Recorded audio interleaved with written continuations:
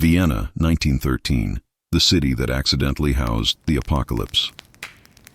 Hey guys, tonight we're going somewhere quiet, cold, and a little absurd. Vienna, 1913. You might imagine soft snowfall, golden lights glowing through coffeehouse windows, the hum of a waltz somewhere in the distance, a city that still smelled faintly of empire and pastries. But under those warm lamps and lace curtains, the world's future nightmares were all just existing in the same place, at the same time. It sounds like a bad historical joke, right? Hitler, Stalin, Trotsky, Tito, and maybe even Freud walk into a Viennese cafe. Except this one's true. And the weirdest part? They didn't even know it. Let's dim the lights a little. Because this story doesn't explode, it simmers. It's about the quiet years when the century's most dangerous men were nobodies, walking the same streets, passing each other on the tram, buying the same cheap coffee and dreaming, badly, of changing the world. Vienna in 1913 wasn't the capital of evil. It was just a tired city trying to stay relevant after the long reign of Emperor Franz Joseph. The empire was wheezing, the art scene was booming, and hidden in the background were four men who would, quite unintentionally, tear the 20th century apart. Let's start with the most infamous of the bunch, because of course we have to. A failed painter, a loner, the man who couldn't sell his art but somehow sold an entire nation on hate, Adolf Hitler. At this point in 1913, Hitler wasn't the Hitler, he was just Adolf. A pale, moody 24-year-old drifting through Vienna's streets in a threadbare coat, sketching buildings, and arguing with imaginary critics. He'd just been rejected, again, by the Vienna Academy of Fine Arts. Twice now they'd told him he had no talent for painting people, which looking back feels like the universe trying to warn everyone.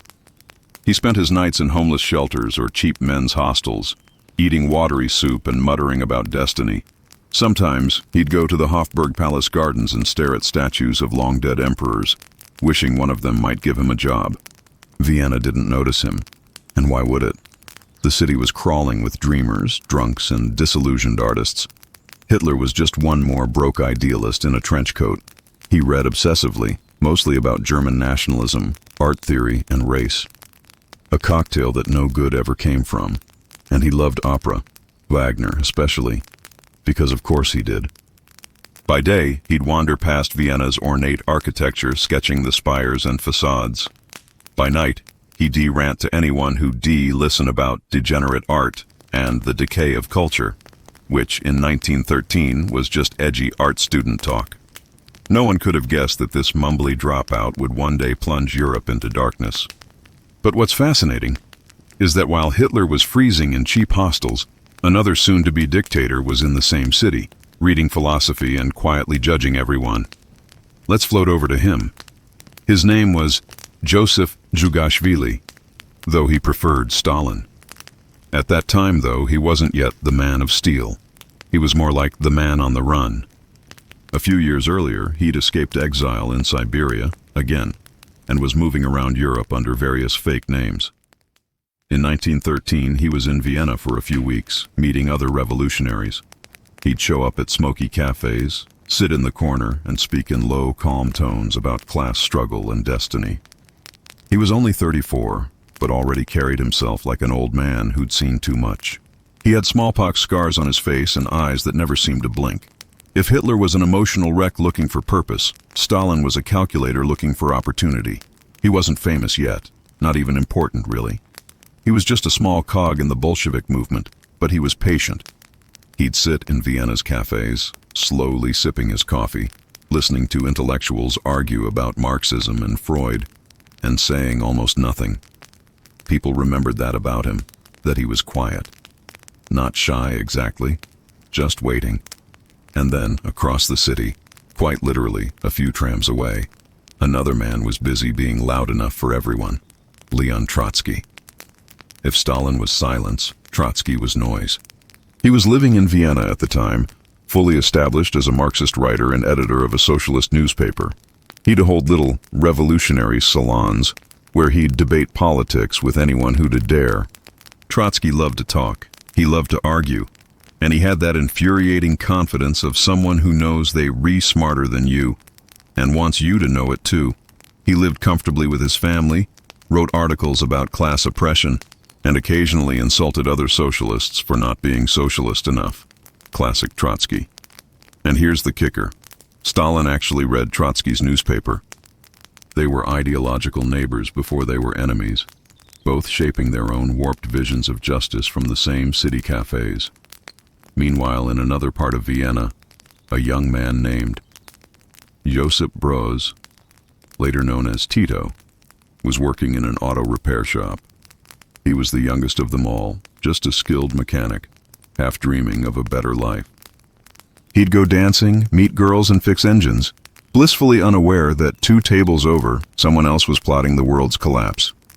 Tito's boss once said he was quiet, serious, and strangely calm under pressure. A good quality for a future dictator, I guess. So yes, in 1913 you had a failed painter, a revolutionary in exile, a political loudmouth, and a mechanic, all in the same city, all strangers, all waiting to become monsters. Vienna had no idea. The city was too busy admiring Klimt paintings, talking Freud, and debating whether coffee should be served with cream or milk. It was still the capital of culture, not chaos. But the empire was cracking. Nationalism was rising. Money was tight. And when hope disappears, people like these men find their openings. Hitler was nursing resentment. Stalin was studying patience. Trotsky was spreading ideology. And Tito, well, he was just learning how to fix broken machinery, which symbolically fits. None of them had power yet. None of them were important. But within 30 years, they'd collectively rule or influence half the planet and leave a trail of blood across it. The question isn't how they met. They didn't. The question is, how did the same air, the same streets, the same weary city produce 4 of history's most powerful and destructive men at once? We'll drift deeper into that in the next part, where Vienna's twilight years and these men's twisted dreams start to intertwine. The City of Dreams and Decay, Vienna, 1913. The empire still called itself Austro-Hungarian, though both halves were getting a bit tired of pretending they liked each other. On the surface, it was all waltzes, lace curtains, and polite society chatter. Underneath, it was rot. This was a city full of contradictions, and contradictions make strange men bloom. You could walk down the Ringstrasse and see elegant horse-drawn carriages next to beggars huddled by the curb. Freud was lecturing on the subconscious while people across town were starving. Art was exploding, morals were imploding, and everyone seemed convinced they were witnessing the end of something important. And they were right. Hitler, Stalin, Trotsky, and Tito, all just fragments of that collapse, were moving through the same fog. They weren't shaping history yet. They were soaking it in. Let's start again with our friend Adolf, the angry art school reject with too much time and not enough perspective. He'd spend mornings at the State Opera House just to hear the orchestra rehearse for free. He'd close his eyes, drift into Wagner's thunderous notes, and imagine himself not as a failed artist, but as a man chosen for something greater. He talked about fate a lot, mostly to himself, and he truly believed the world was conspiring to keep him invisible. Vienna didn't just ignore him, it rejected him. He blamed Jews, modernists, critics, anyone but himself. He kept to the city's cheap flop houses, sleeping in shelters filled with coughs, muttering, and cold air. He'd sketch postcards to sell to tourists and then spend the money on newspapers, especially the nationalist ones that confirmed everything he already felt. It's strange to picture him there, broke, pale, a nobody, walking past the opera house steps, unnoticed. Maybe even brushing past Trotsky, who was hurrying to a cafe across town to meet editors. History's ultimate butterfly effect, and nobody saw it happen. Trotsky, meanwhile, was thriving. He had his own newspaper, Pravda, and loved to play the role of revolutionary intellectual. He'd sit at Café Central, the hub of Vienna's political chatter, surrounded by smoke, ink stains, and an audience of earnest young Marxists. Café Central, by the way, was basically Twitter before Twitter. Everyone was arguing, everyone was an expert, and everyone thought their ideas could save the world. Trotsky fit right in. He'd lecture for hours, drink too much coffee, and wave his pen like a sword. To him, revolution wasn't horror yet. It was theory, art, destiny. He thought of himself as the voice of reason in a world of fools. A few tables away, another regular named Lenin occasionally stopped by when he passed through Vienna. Yes, that Lenin. He and Trotsky weren't exactly friends yet, but their worlds were overlapping. Vienna was small like that. Everyone who would one day rewrite Europe's fate was somehow just a tram ride apart. And then there was Joseph Stalin, moving quietly through it all. He didn't come to Vienna for long, but his time there mattered. He met other Bolsheviks, talked ideology, and learned how to observe. That was his real skill, watching. He'd notice who spoke too much, who betrayed emotion, who could be useful later. He wasn't charismatic like Trotsky or obsessive like Hitler. He was practical. Even back then, you get the sense that Stalin saw people as tools, useful or not. He left no big mark in Vienna, no speeches or grand essays, just a faint, cold shadow moving through the same streets where art students painted and poets drank themselves to death. And somewhere, miles from those smoky cafés, young Tito was wiping oil off his hands and humming folk songs at the workshop. He wasn't political yet. He wasn't thinking about revolutions or empires. He was just trying to survive. Tito was a simple man in a complicated place, working under bosses who paid late, eating cheap bread, and sneaking into dance halls on weekends. He didn't know that his life, too, was about to be swallowed by war and ideology. But here's the strange poetry of it all. 4 men, all young, all unknown, each convinced, in his own quiet way, that he was destined for something more, and all of them staring at the same streets, the same architecture, the same decaying empire. Vienna didn't corrupt them, it reflected them. The city was beautiful, cultured, dying, and absolutely certain that it still mattered. That's how they all felt too. There's a certain irony here. Vienna, with its music and intellect, was supposed to represent the height of civilization. Yet, in its shadows, the seeds of barbarism were quietly sprouting. While Klimt painted gold-leaf goddesses and Freud explored dreams, a penniless Hitler was nursing a resentment that would one day burn cities. While Trotsky wrote about freeing workers, Stalin was memorizing how to manipulate them. And while Tito fixed engines, Europe's own machinery was beginning to break. It's almost cinematic, isn't it?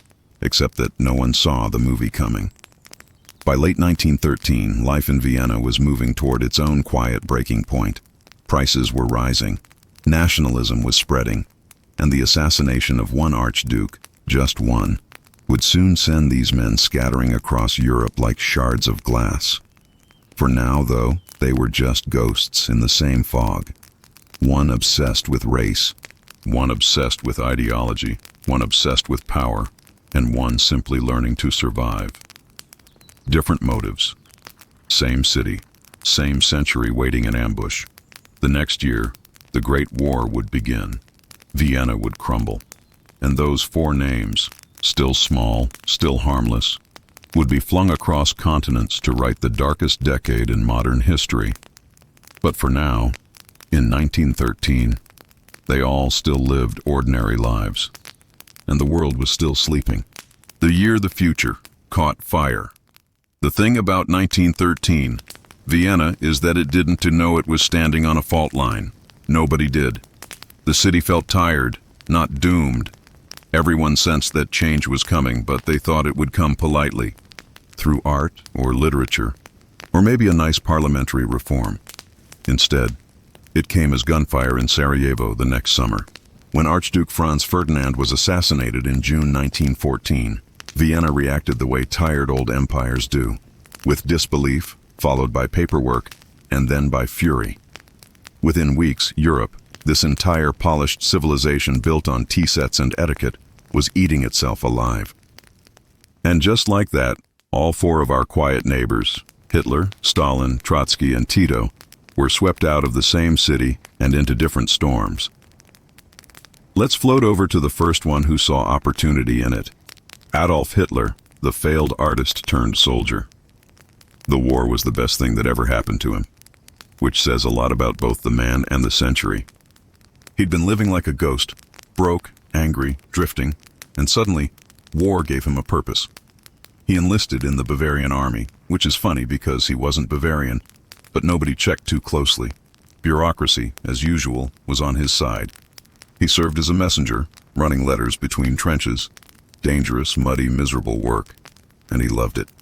Finally, someone respected him. Finally, he belonged somewhere.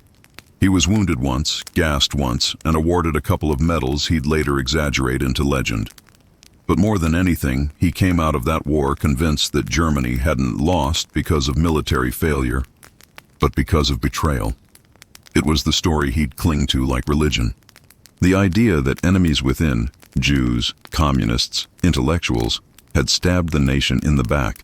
It was a lie, but it was simple, and simple lies are easy to sell. When the war ended, Hitler went back to Munich, bitter, homeless again. But now, burning with conviction. No more painting. No more opera dreams. From here on, his art would be politics. Leon Trotsky, the loud revolutionary, finally gets his stage. For Trotsky, the Great War was a gift too, the moment when theory could finally meet chaos. He'd been arrested and deported, escaped again, because of course he did, and ended up back in Russia by 1917, right in time for the revolution. He wasn't the kind of man who watched history. He shoved it. Trotsky became one of the architects of the Bolshevik uprising. He gave fiery speeches, organized workers, and led the Red Army during the Civil War. He loved that role, not because of the violence, but because of the drama. History, to Trotsky, was theater, and he was the star. But stars fade fast when someone colder walks on stage. By the 1920s, his old acquaintance from Vienna, the quiet Georgian with the still eyes, had risen higher than anyone expected, and Trotsky's endless talking was starting to annoy him. Joseph Stalin, the patient shadow. When the war began, Stalin wasn't in Vienna anymore. He'd gone back to Russia, been arrested again, exiled again, escaped again, like an overachieving criminal. He was never the loudest revolutionary, but he was the one who lasted. While Trotsky was busy with ideas, Stalin was busy with positions.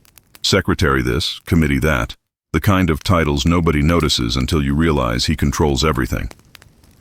After Lenin's death, Stalin slid into power so quietly it was almost polite. Then he shut the door.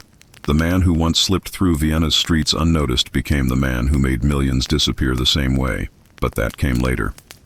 For now, in the years right after 1913, Stalin was still learning, still mastering the art of survival in a world that burned idealists alive.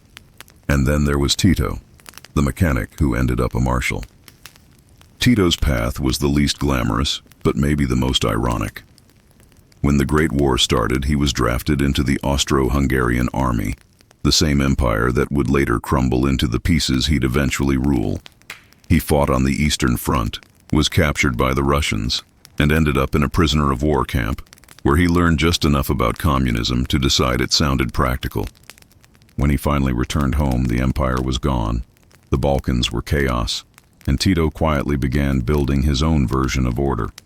The kind of order that comes with uniforms, statues, and speeches from balconies. He was the youngest of them all in 1913, the least dangerous, the most human, and somehow he's the one who ended up ruling the longest. What makes this coincidence in Vienna so haunting isn't that they were all there. It's that none of them knew they were standing on history's fault line. Think about it. 4 strangers, 4 completely different men, each shaped by the same city, each dreaming their own version of control. And within a few decades, each of them would hold millions of lives in their hands.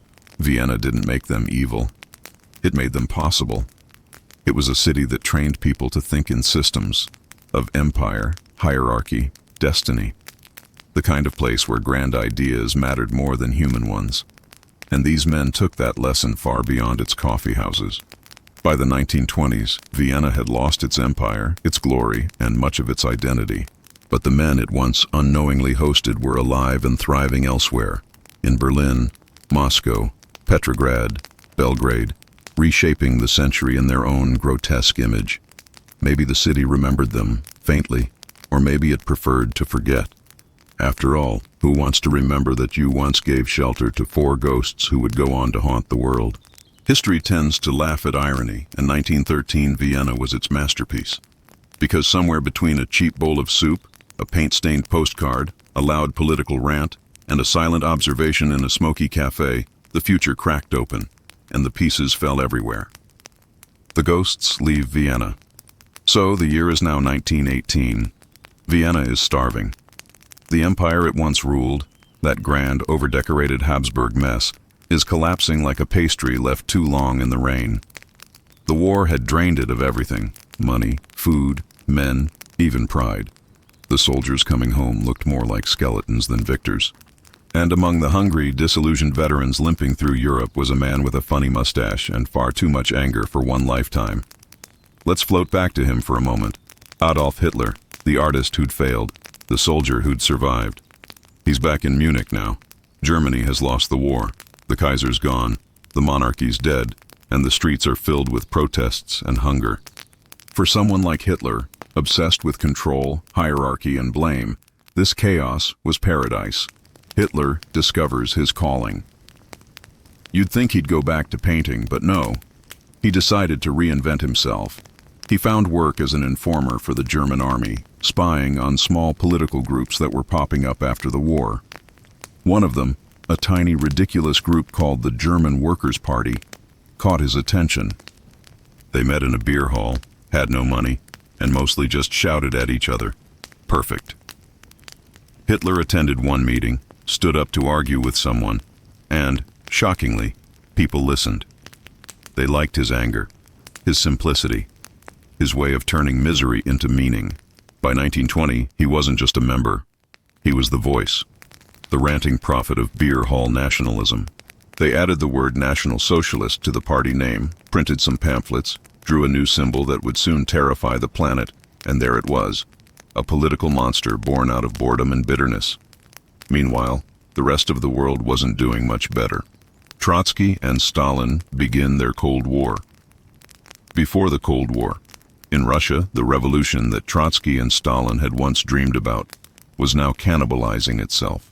The Tsar was gone, executed with his family in a basement, and the Bolsheviks were fighting each other over what came next. Trotsky, the idealist, wanted global revolution, one that would sweep across Europe like a storm. Stalin, ever the realist, wanted something smaller but stronger. Socialism in one country. On paper, it sounded like a policy disagreement. In practice, it was a death sentence for Trotsky. The two men had met before, in those smoky cafes of Vienna where ideas were harmless. But now, their arguments came with firing squads. Stalin began building his power step by quiet step, while Trotsky made speeches and wrote essays, unaware that every word was digging his own grave. By 1929, Stalin had forced him into exile, first in Turkey, then France, then Mexico. Trotsky would keep writing about revolution until 1940, when Stalin's agent found him and ended the argument with an ice pick. But we'll glide slowly to that part later. For now, Trotsky's idealism was still alive, and Stalin's patience was just beginning. Tito, watching from the edge. While all this was happening down in the Balkans, a young man named Josip Broz Tito was patching together the ruins of another dead empire. After being freed from the Russian camp, he returned home to what was now called the Kingdom of Serbs, Croats, and Slavons. It was supposed to be a new beginning. Instead, it was a political mess, too many languages, too many grudges, and one very nervous royal family trying to keep it all together. Tito joined the communists, quietly at first. He wasn't one for big speeches, not yet. He worked in factories, organized strikes, built networks. While Hitler was shouting and Stalin was scheming, Tito was doing something slower but maybe smarter, preparing. Because when the next war came, and it always does, he'd be ready to lead, not follow. Vienna tries to forget. Back in Vienna, things were quieter and sadder. The city had lost its empire, its title, and its pride. No more royal processions.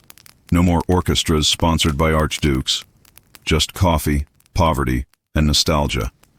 It became a kind of museum, a beautiful, melancholy shell of what it once was. The artists still painted, The musicians still played, but now there was something hollow in the air. And somewhere in that quiet despair, you could almost feel the ghosts. 4 men who had once shared the same city, all gone, scattered, each reshaping the world in their own dark image. Vienna had been the cradle of genius and madness both. Freud was still there, trying to explain why people were terrible to each other. He probably didn't know that across Europe, his former neighbors were proving him right. Hitler rises, and Austria watches. By the late 1920s, Hitler's party had gone from a fringe joke to a national obsession.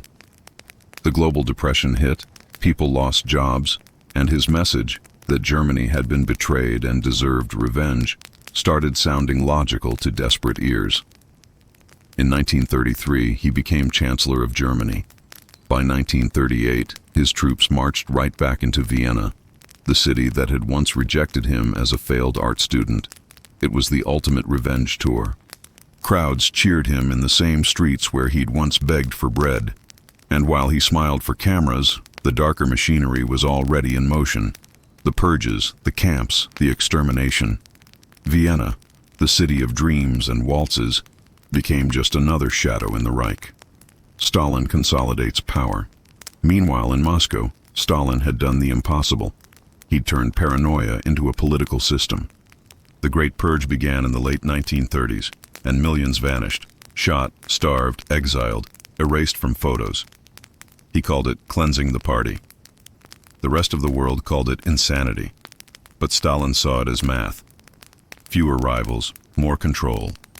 He industrialized the Soviet Union, starved Ukraine, silenced opposition, and built a cult around himself so suffocating that even his closest allies trembled when he coughed. It was control, total and complete. And somewhere buried deep under that iron will, maybe a faint echo of 1913. Vienna still lingered, the quiet man in the café, watching, calculating, waiting for his turn. By the late 1930s, all the men who once breathed the same Viennese air were ruling or shaping the world. Hitler in Berlin, Stalin in Moscow, Trotsky in exile, still writing his doomed essays, Tito, biding his time in the Balkans. The 20th century was about to implode, and they were all holding matches. History doesn't believe in coincidences, but sometimes it feels like it should. Because if Vienna had been just a little less tolerant, or a little more attentive, maybe, just maybe, the world might have slept easier. But it wasn't, and it didn't. When the old world finally breaks by 1939, Europe was one long sigh before the storm. Hitler had played his hand, annexing Austria, slicing up Czechoslovakia, and pretending to be everyone's friend at the same time. The world watched, nervously sipping its tea, hoping maybe this time the shouting man would calm down if given just one more piece of land. Spoiler, he didn't. When Germany invaded Poland that September, everything collapsed. Again. The war to end all wars had ended nothing. It had just pressed pause for 20 years. And now, the same generation that had already lost its brothers was sending its sons into another slaughter. But this war, this one would be different. It wasn't about empires anymore. It was about ideologies, race, fear, and revenge. The ghosts of 1913 Vienna had finally taken full control of the century. Hitler's war. Hitler's army moved like lightning. Blitzkrieg, the lightning war, turned entire countries into footnotes in weeks. France, Belgium, the Netherlands, all fell. Britain held on, barely. But behind the victories there was something darker happening. Concentration camps grew like weeds across Europe.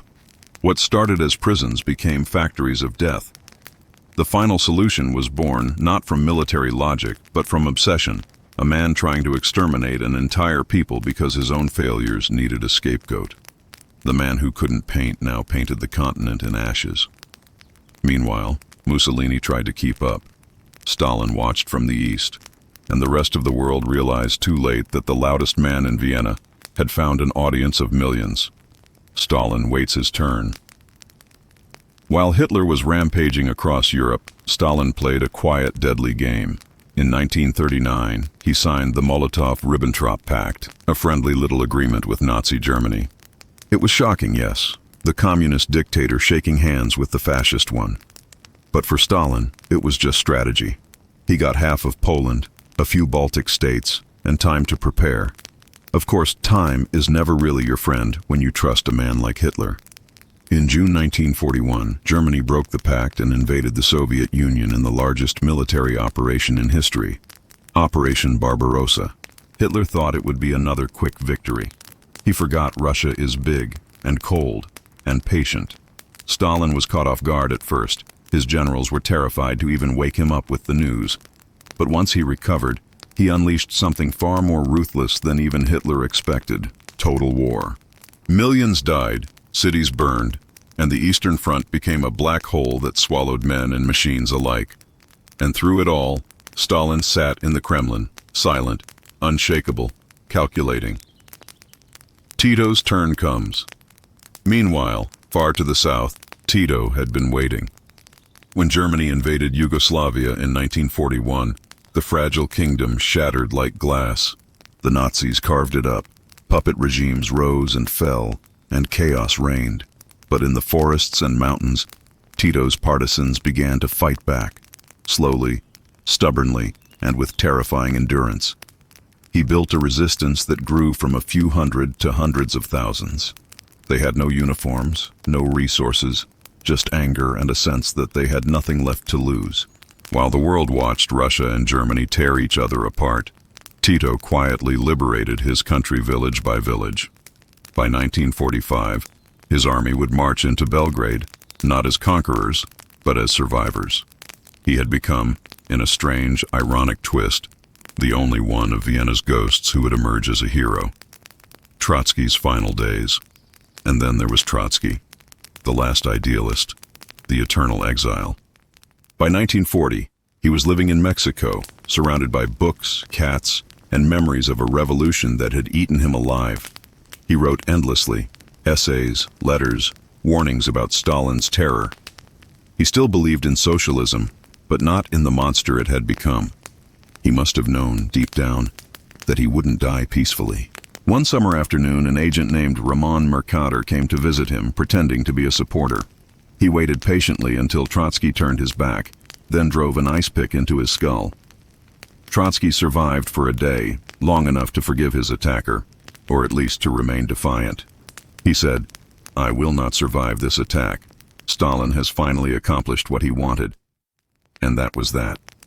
Vienna's most articulate ghost fell silent, the city that once held them all. While all this horror unfolded, Vienna sat quietly, neutral, scarred, tired.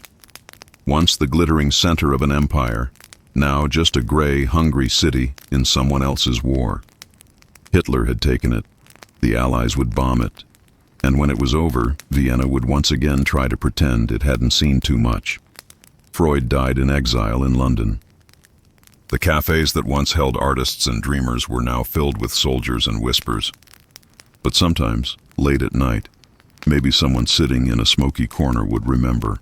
The student who sketched bad postcards, the quiet Georgian with books on revolution, the sharp-tongued Russian intellectual, the factory worker with big ideas. All of them walking these same streets, breathing the same air, never knowing the storm they would one day unleash. The end of the war. By 1945, Hitler was gone, trapped in his own bunker, reduced to paranoia and shaking hands. Stalin's Red Army marched into Berlin, hoisting the Soviet flag over the Reichstag. The war was over. Europe lay in ruins, divided not just by borders, but by ideologies. And there, in that rubble, the world that Vienna had once promised, cultured, modern, optimistic, was officially dead. Hitler had burned it. Stalin had buried it. Tito was building something new from its ashes. And Trotsky, well, he'd been right, just too early to matter. When people say history repeats itself, it's usually just that people don't change. The same fears, the same hunger for control, the same fragile egos. They simply find new uniforms to wear. Vienna never imagined it was housing the future's darkest minds. It was just a city, trying to survive, trying to stay beautiful. But beauty often hides rot. And sometimes the quiet corners of a cafe can echo louder than any battlefield. The world after the fire. 1945 was supposed to be peace. Instead, it was a pause, a long, uneasy breath between two kinds of fear. The old empires were gone. Germany was rubble, Japan was stunned, Britain was broke, and the United States suddenly realized it was the only country not on fire. And over in the East, Joseph Stalin was smiling. Quietly, of course. The kind of smile that made everyone else very nervous. Stalin's new empire. The Red Army didn't just defeat Hitler, it occupied half of Europe while doing it. Poland, Hungary, Romania, East Germany, all now politely liberated under Soviet supervision. Liberated meaning, well, they could have their own governments, as long as those governments said exactly what Stalin wanted. He called it the people's democracy. Everyone else called it what it was, a polite dictatorship. From Moscow, Stalin watched as the world tried to rebuild and decided he rather liked this new arrangement. A new empire, built not with crowns and flags, but with ideology and fear. In the West, Churchill and Truman muttered about an Iron Curtain. It wasn't a literal one, but it might as well have been. Behind it, entire nations vanished into red silence. Stalin had finally done it. He'd created the socialist fortress Trotsky once dreamed of, except without the idealism, or the kindness, or really any trace of humanity. He'd taken the revolution and turned it into a prison. And people still cheered. Because that's what fear does. It teaches applause.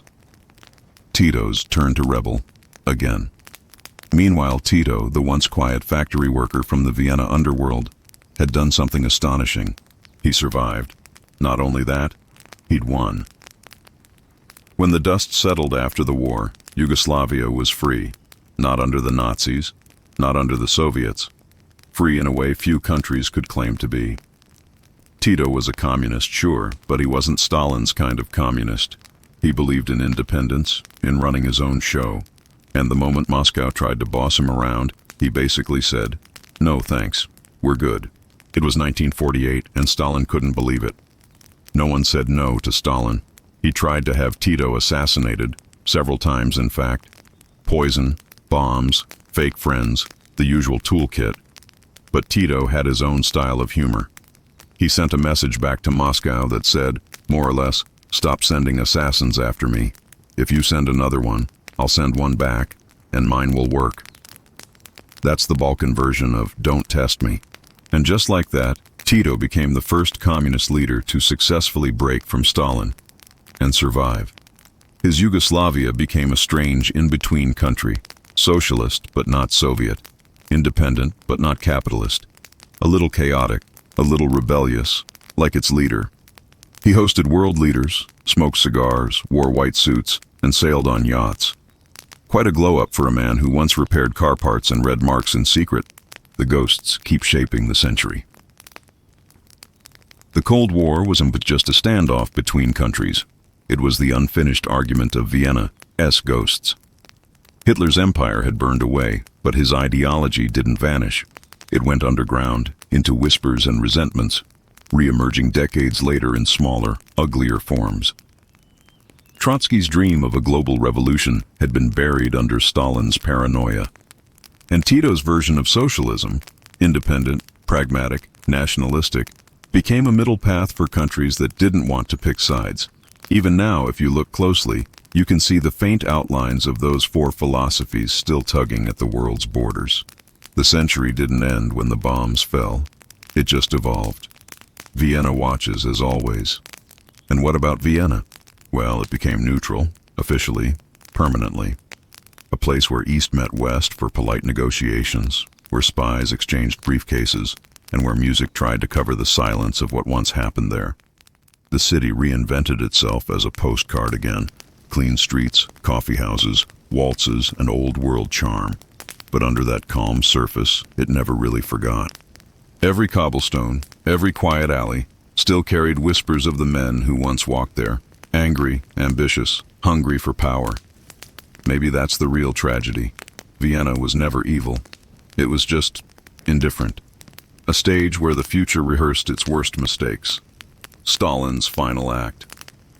By the early 1950s, Stalin was old and paranoid, which is saying something. since he'd always been paranoid. He saw plots everywhere. His doctors, his generals, his friends, all suspects. In 1953, he had another stroke.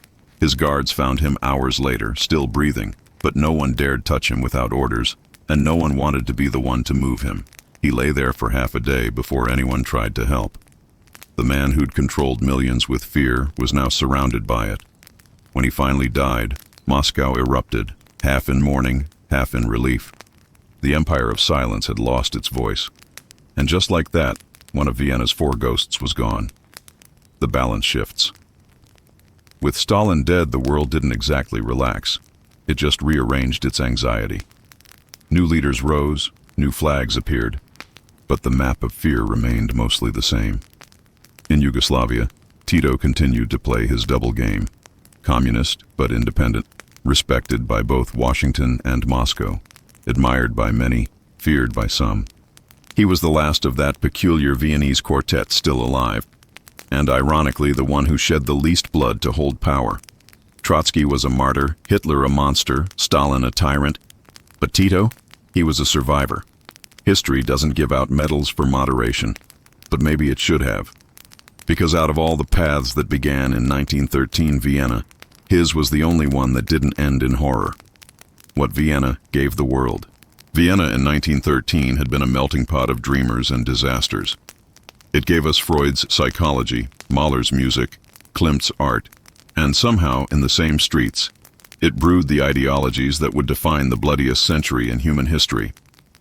It's almost poetic, a city of beauty that birthed so much destruction. Maybe that's the paradox of civilization itself. The more refined it becomes, the darker its shadows grow. And if cities could feel guilt, Vienna would probably never sleep. By the 1960s, the ghosts had faded into statues and textbooks. The world had moved on, but the patterns they set in motion were still humming quietly beneath everything. Every revolution, every border dispute, every authoritarian smile still carried a trace of Vienna's cigarette smoke. Because sometimes, history isn't about what happens. It's about who happened to be sitting next to whom, in a cafe, one forgotten year before everything changed. The long shadow of 1913.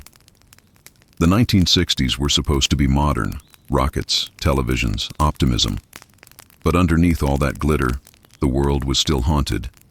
The ideologies born in that smoky, crowded Vienna cafe were now everywhere. Capitalism and communism, fascism's corpse still warm in some corners, nationalism, reborn and restless, and in the middle of it all, ordinary people, just trying to live, love, and not get blown up. It's funny, the world changed so fast after 1913 that people never quite caught up. They replaced kings with party leaders, religion with ideology, and morality with slogans. And somehow, it all felt strangely familiar. The Cold War heats up, quietly. After Stalin's death, his empire passed to a man named Nikita Khrushchev, a little less terrifying, a little more human, but still very much part of the same machinery. He gave a famous speech in 1956 denouncing Stalin's crimes. It shocked the world, mostly because it proved how bad things had really been. But even as he tried to soften the system, the structure remained the same. The fear, the censorship, the quiet disappearances, they didn't end. They just changed vocabulary. And in the background, the arms race began.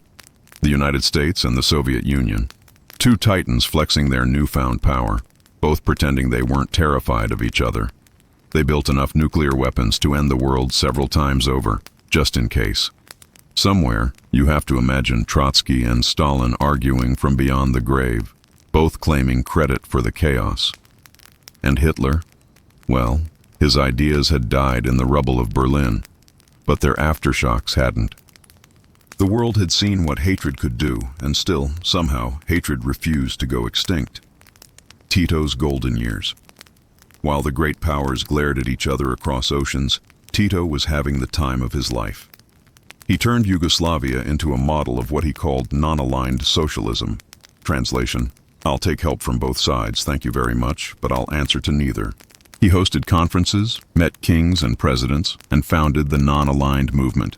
A group of countries that didn't want to be pawns in the Cold War. India, Egypt, Indonesia, Ghana, they all joined. For a while, it worked. Yugoslavia became a bridge between worlds, a rare place where East and West could meet without glaring. And Tito, he was adored by his people, by celebrities, even by his enemies. He built massive monuments, launched industries, and even had his own brand of luxury. There were villas on the Adriatic coast, exotic cars, state banquets. Not bad for a man who once scraped metal in a Vienna factory. But as always, there was a catch. Underneath the parades and music, the old divisions in Yugoslavia never truly died. Ethnic rivalries, religious tensions, all quietly simmering, waiting for the day when Tito's strong hand wouldn't be there to keep the lid on. But we'll glide back to that soon enough. Vienna becomes the world's therapist. Meanwhile, Vienna, that once imperial, now politely neutral city, had found a new purpose. It became a symbol of peace, of quiet diplomacy. The United Nations built offices there. Conferences were held. Treaties signed. You could walk down the same boulevards where Stalin and Hitler once strolled and see international delegates drinking coffee, pretending they were fixing the planet. It was neat, orderly, a little sad. Freud's ghost would have loved it. All these nations trying to analyze themselves, talking about peace while secretly planning the next round of wars. If you sat long enough in a Viennese cafe in the 1970s, you could hear at least 5 languages being spoken, all in the same tone, anxious optimism. Everyone knew the world could still end in 15 minutes if the wrong button was pressed. But no one wanted to think about that before dessert. The death of one era, the birth of another. By the 1970s, the 4 great ghosts of 1913 were either dead or fading from relevance. Hitler, ashes in a Berlin bunker. Stalin, entombed, then quietly removed from Lenin's side because, well, awkward. Trotsky, gone, but his writings secretly studied by every revolutionary who still believed history could be kind. And Tito, still alive, still smiling, still pretending his patchwork country could hold forever. But history doesn't do forever. Tito died in 1980 after a long illness. The funeral was massive, one of the largest state funerals in modern history. Kings, presidents, generals, and communists all showed up to pay their respects. East and West, united for a single day by a man from Vienna who'd managed to balance them both. It was strangely poetic. And as his coffin rolled through Belgrade, the crowds wept. Not just for the man, but for the illusion of stability he'd kept alive. Because when he was gone, the old cracks began to show again. The world without them. The 1980s arrived, the last decade of the Cold War, full of neon optimism and quiet dread. Computers were coming, music was louder, people were tired of ideology. But the systems built by Vienna's ghosts were still running. Massive, creaking machines that no one quite knew how to stop. Stalin's successors kept the Soviet Union alive through sheer inertia. Hitler's Germany had been replaced by a divided one, East and West, staring at each other across a wall. And in the Balkans, Tito's Yugoslavia was already wobbling. Nationalism, that old European disease, was waking up again. It turns out, you can only hold together people who dislike each other for so long. Even with charisma, cigars, and a fancy uniform. When Yugoslavia finally broke apart in the 1990s, it did so violently, tragically. The old ghosts returned for an encore. Vienna in reflection. And Vienna?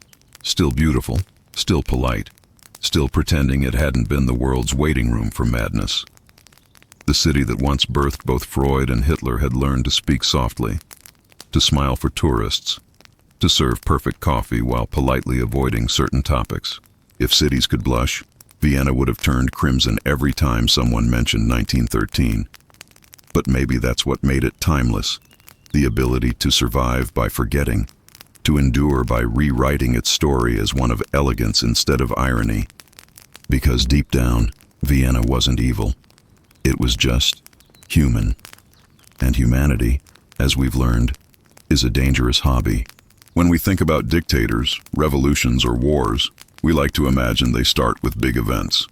Speeches, battles, flags. But most of the time, they start quietly, with small men in small rooms feeling overlooked.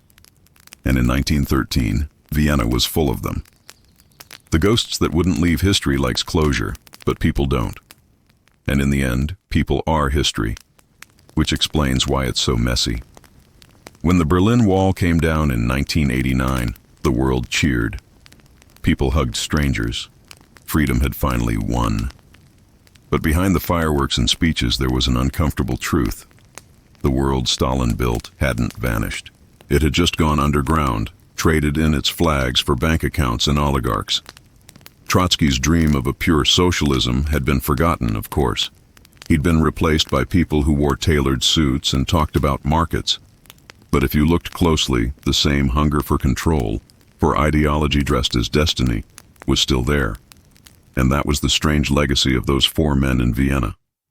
They'd each been driven by a vision of how to fix the world. They'd each believed, with alarming sincerity, that their way was the only way, and the world, for the rest of the century, kept paying the price for their conviction, from empires to algorithms. As the Cold War faded, a new empire began to rise, one without flags, borders, or even uniforms. Technology became the new religion, the internet, the new battlefield. In some strange poetic way, it echoed 1913 again. Back then, the modern world had been born. Electricity, telephones, early cinema. Now, another new world was arriving, but faster, louder, and far more confusing.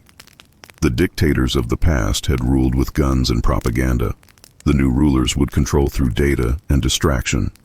And just like Vienna in its last days, we all started to live in bubbles of comfort, convinced we were the center of something, too distracted to notice how fragile it all was. Maybe that's why the story of those four men still matters, because their rise wasn't just about politics. It was about what happens when a generation stops questioning power and starts craving purpose. Hitler's unintentional legacy. Let us glide for a moment into the uncomfortable part. The echo of Hitler as dream world. After World War II, no one wanted to admit it, but parts of his thinking seeped into modern life. Not the hatred or violence, but the obsession with image, uniformity, and control. He'd understood before anyone else that propaganda wasn't just about what people saw. It was about how it made them feel. Advertising, politics, even celebrity culture, all of it carried traces of that insight. Aesthetics became power, narrative became control, and truth, well, it became negotiable. We like to think we've evolved past that, but scroll through social media for 10 minutes, and you'll find the same psychology, the same manipulation of emotion, the same hunger for belonging. The tools changed, the instincts didn't. Stalin's shadow over the future.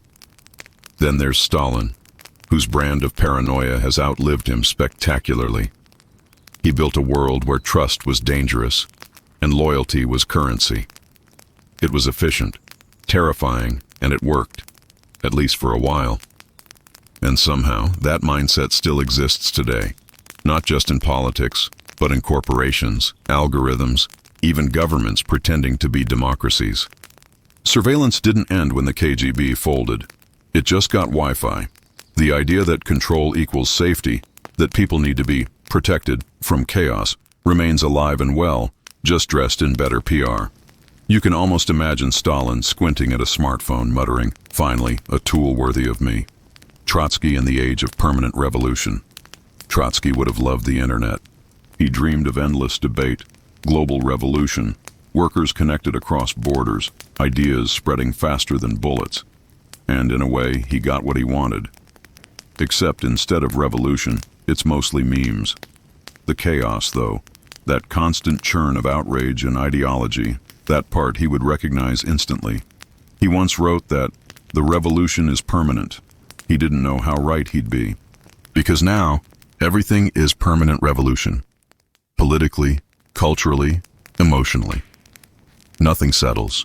Nothing ends. Every idea gets shouted, dissected, canceled, reborn, endlessly.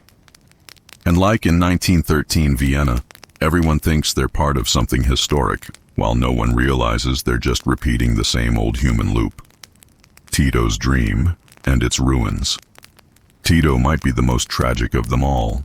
For decades, he managed to hold Yugoslavia together, a fragile, elegant balancing act between East and West, nationalism and unity. But after his death, everything he built began to collapse. The 1990s were brutal. Civil wars tore through the Balkans. Cities were bombed, neighbors turned on each other, and history, that ancient Balkan storyteller, came roaring back with a vengeance. All the old hatreds that Tito had politely silenced came rushing to the surface. Serbs, Croats, Bosniaks, each convinced they were victims of someone else's dream. It was, in a dark way, the last echo of 1913 Vienna, a reminder that identity, once weaponized, never dies quietly. And as the bombs fell, as families fled, as maps were redrawn yet again, the ghosts of Vienna must have smiled, not with joy, but with recognition, because this is how it always goes. Vienna, the eternal mirror. Today, Vienna is clean, calm, civilized. The trams run on time. The pastries are perfect. The tourists pose outside Schönbrunn Palace, unaware that 100 years ago, the future's worst nightmares all walked these same streets. But if you look closely, you can still feel it. That strange tension beneath the beauty. A city that once held the world's madness now sells Mozart chocolates and classical concerts. It's peaceful, yes, but it's the peace of someone who's seen too much. And maybe that's the real lesson of 1913. That civilization isn't a wall against chaos. It's just a performance, a costume we wear to hide how fragile we are underneath. Vienna was beautiful before the storm, and somehow, it's even more beautiful after, because it remembers.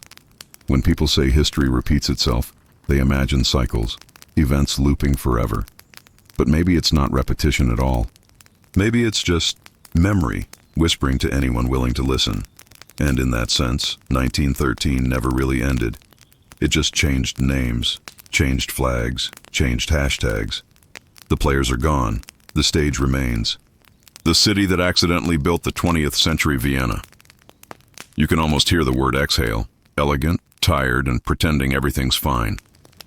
If cities had souls, Vienna's would be wearing perfume to cover the smoke. Because beneath the charm and waltzes, it once housed more ghosts per square meter than anywhere else on Earth. It wasn't just the birthplace of Mozart and Klimt. It was where the 20th century's nightmares quietly checked in, rented cheap rooms, and waited for history to call their names. Let's float there again, to those coffeehouses filled with cigar smoke, ink stains, and disillusionment. Everyone thought they were living in the last golden age of Europe. Spoiler, they weren't. It was the calm before a storm so vast, even the most cynical writers didn't believe it could happen.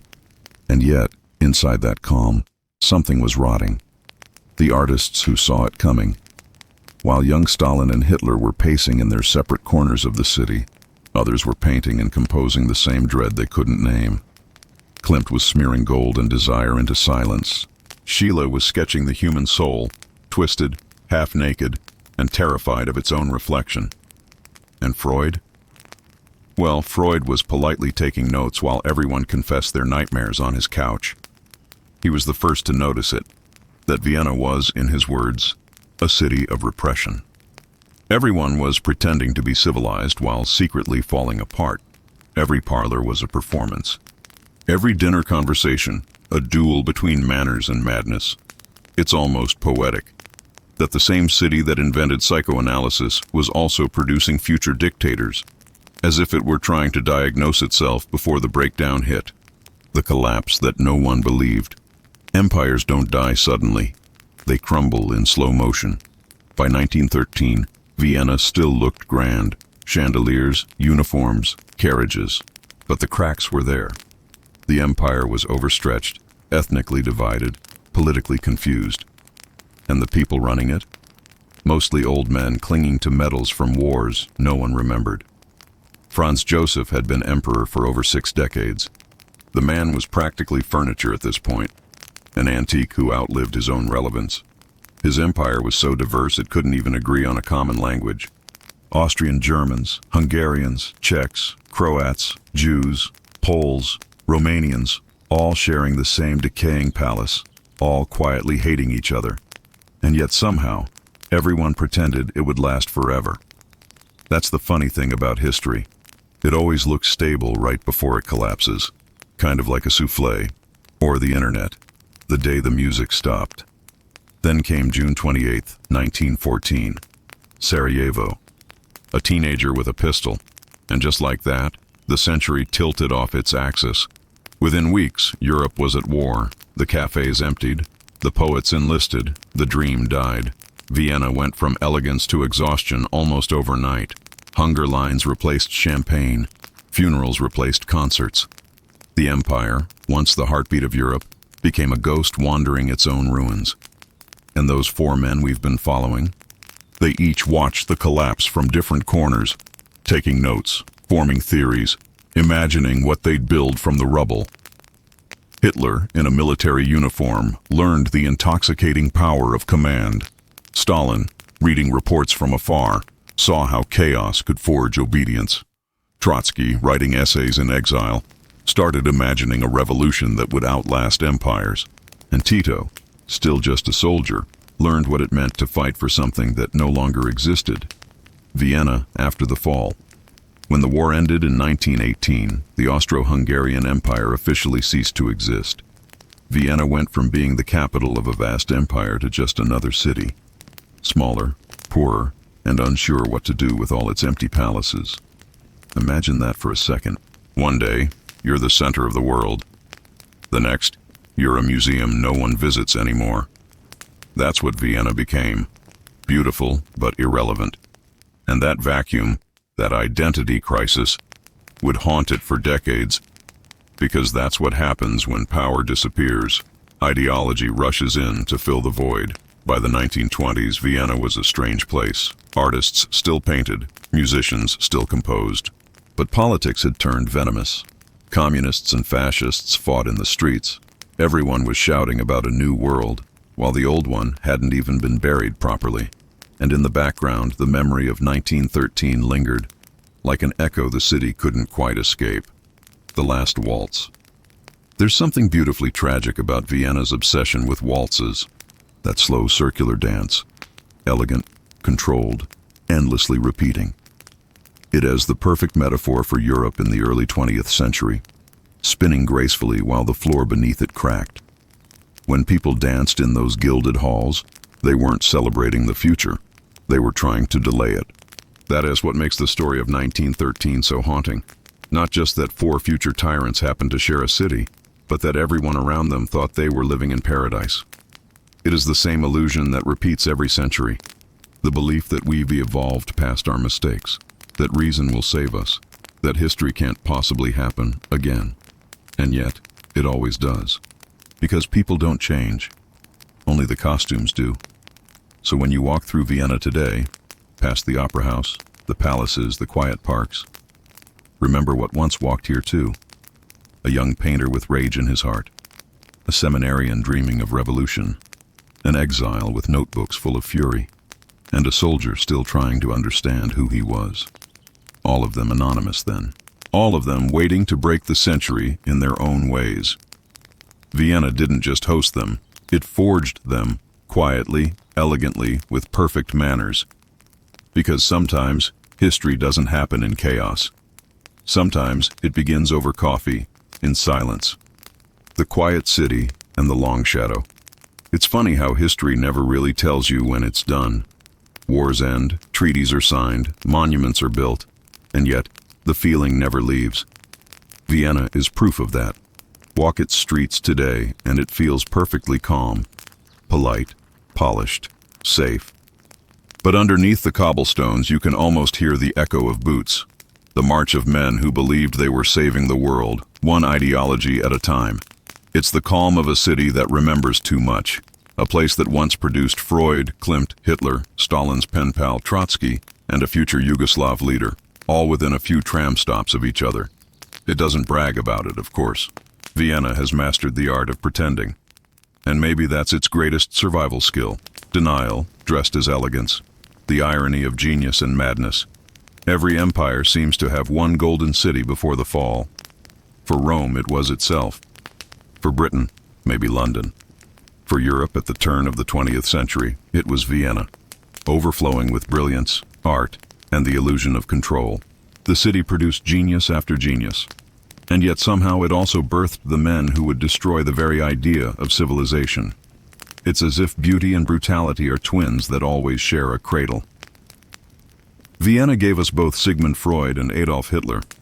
One tried to explore the human mind, the other tried to erase it. And that is the strange paradox of history. The same culture that paints angels can also design gas chambers. The same city that composes symphonies can build armies. Progress and cruelty, always roommates. The dreamers who built nightmares. None of the four men who passed through Vienna in 1913 saw themselves as villains. That's the most haunting part. Hitler believed he was saving humanity from decay. Stalin thought he was creating a workers' paradise. Trotsky imagined a world free from oppression. Tito dreamed of unity. They were all idealists in their own warped way. That is why their stories still sting, because they remind us that evil doesn't always arrive snarling. Sometimes it shows up wearing conviction and a cause. If you told any of them that their visions would kill millions, they'd probably have shrugged, maybe even smiled sadly, and said it was a necessary sacrifice. That's how ideology works. It starts as a promise and ends as an excuse. In Vienna, that cultured, gentle city, was where those ideas learned to dress well. The 20th century's accidental beginning.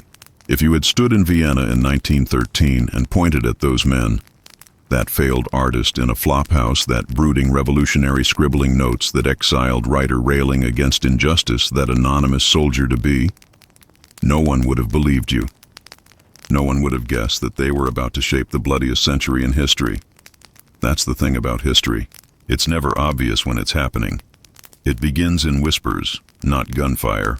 It starts in essays, in small humiliations, in coffee shop arguments. It grows in the cracks of ordinary life, and only later do we realize we were sitting in the front row of something catastrophic. Vienna's long sleep. After World War II, Vienna was split like Berlin. 4 occupation zones, 4 armies, 4 versions of truth. The city had survived the Nazis, then the Soviets, and now the politics of the Cold War. By the time the 1950s rolled in, Vienna was tired of ideology. It wanted comfort, music, pastries, the quiet life. And maybe that's why it feels so peaceful now. The city made peace not through victory, but exhaustion. It learned that the only way to live with the past was to bury it under politeness. You can feel it when you walk there. The way people talk softly. The way buildings whisper more than they stand. Vienna isn't haunted because it's tragic. It's haunted because it remembers and refuses to say so. The city of accidental prophets. If 1913 Vienna were a movie, it would look like a dream. Candlelight, smoke, slow waltzes, men in bowler hats walking through snow. But underneath, you'd hear it, the ticking of something ready to explode. Those 4 young men didn't know it, but they were about to divide the world. Their paths would cross and scatter again, written into wars, purges, revolutions. They'd reshape borders, rewrite ideologies, redefine fear. And yet, back then, they were nobodies. Each of them thought the world was ignoring them. Each believed history had forgotten them. Turns out, history was just waiting for them to grow up. The lesson beneath the irony. So, did history's worst dictators really live in the same city at once? Yes. And no. Because what really lived there wasn't just 4 men. It was the century itself, still unformed, still choosing its shape. Vienna was just the cradle. The men were its restless children, and what they carried out into the world wasn't just ambition. It was the century as most human disease, the belief that you can fix everything if only everyone else would listen. That's what bound them together. Not geography, not ideology, just arrogance disguised as destiny. The final waltz. So tonight, as you close your eyes, imagine Vienna again. Soft lights on wet streets, the faint echo of a violin somewhere far off. The empire is gone. The cafés are full. The ghosts are quiet now, but maybe if you listen closely, you can still hear them. Those 4 voices murmuring across time, each convinced he was right, each certain he would save the world. And maybe that's the most unsettling truth of all. History isn't shaped by monsters, it's shaped by believers, by men who look ordinary until the century gives them permission to rewrite everything. So, as the lights fade and the city finally sleeps, remember, in 1913, 4 strangers passed through the same streets, breathing the same air, dreaming different dreams. And from their dreams, the 20th century awoke. Hey, thanks for staying awake through that, or half awake. Both count here. Because sometimes history's best lessons don't roar, they whisper, and Vienna, well, it's still whispering.